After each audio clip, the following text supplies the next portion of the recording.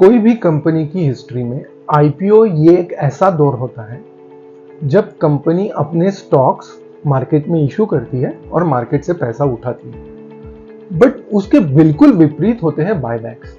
Buyback के time company balance sheet का पैसा मार्केट में डिस्ट्रीब्यूट करती है और अपने ही शेयर्स को बाय करती है। तो ये होता है बायबैक। इस एपिसोड में जानेंगे कि बायबैक क्यों होते हैं और बायबैक के ऊपर क्या कुछ आपको समझना चाहिए। तो आइए शुरू करते हैं। सबसे पहला सवाल तो बहुत लोगों का आप में से ये होगा कि कंपनी बायबैक करती क्यों है, क्योंकि आईपीओ तो समझ में आता है, पैसा चाहिए, वर्किंग कैपिटल चाहिए, ग्रोथ कैपिटल चाहिए, इसके लिए पैसा उठाया। बट ये देने का क्या चक्कर है? तो it's a way of distributing excess reserves. अगर कोई कंपनी को पता है कि मेरे पास जितना ग्रोथ के लिए कैपिटल चाहिए उतना कैपिटल है, मेरा कैश बिजनेस से ऑलरेडी जनरेट हो रहा है, and whatever is lying idle on my balance sheet is actually dragging my return ratios. ये जब होता है ना, तो कंपनी उसको डिस्ट्रीब्यूशन ऑफ इनकम जैसा देखती है और मार्केट से अपने शेयर्स बायबैक करती है।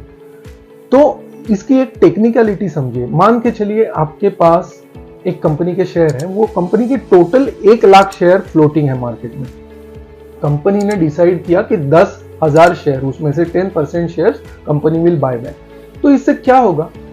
इससे ये होगा कि आगे प्रॉफिट के दावेदार कम हो जाएंगे। जितने भी शेयर होल्डर्स हैं, हो सकता है कि वो नंबर ऑफ शेयर होल्डर्स भी कम हो जाए। तो ये आगे की ग्रोथ प्रोस्पेक्ट्स जिन भी कंपनियों के अच्छे होते हैं, अक्सर देखा गया है कि वो सब कंपनीज बायबैक करने में विश्वास करती हैं।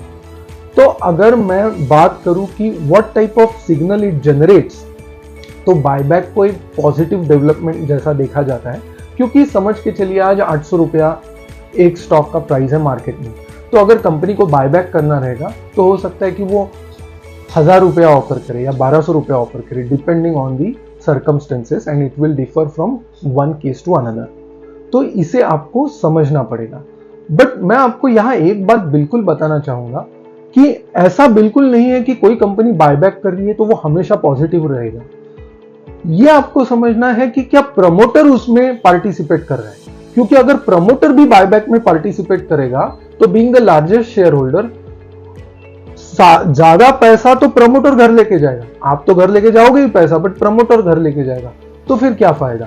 तो इसलिए अगर कोई भी कंपनी बायबैक लगाती है और उसमें प्रमोटर पार्टिसिपेट नहीं करते हैं तो वो ज्यादा पॉजिटिव, मैं तो वो ज्यादा पॉजिटिव मानूंगा, क्योंकि बिना 1 रुपया नया इन्वेस्ट किए प्रमोटर अपना स्टेक ऑटोमेटिकली बढ़ाता है after these type of buybacks. तो बायबैक करने के बहुत सारे तरीके हैं, प्रिसाइजली 3 तरीके हैं, उसमें से 2 बहुत ज्यादा आप देखेंगे कि प्रैक्टिकल लाइफ में यूज होते हैं।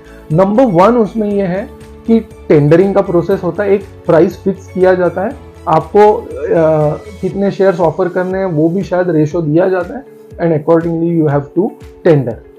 दूसरा उसमें ये एक जरिया होता है कि मार्केट में कंपनी जाके बायबैक करेगी अपने शेयर्स, और उसमें एक सीलिंग प्राइस लगाया रहेगा।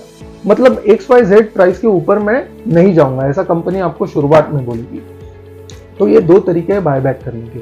अगर आपको कोई भी स्टॉक का, कोई भी कंपनी का ईमेल आता है कि they are going to float a buyback scheme, तो सबसे पहले आप अपने इन्वेस्टमेंट एडवाइजर से ये समझिए क्या आपको उसमें पार्टिसिपेट करना चाहिए। दूसरा, अगर आप अपने शेयर्स टेंडर करना चाहते हैं तो आप ब्रोकर को कांटेक्ट करिए, उसके आगे का प्रोसेस आपके ब्रोकर द्वारा आपको समझाया जाएगा। उम्मीद करता हूं आज बायबैक के बारे में आपने कुछ नया सीखा होगा।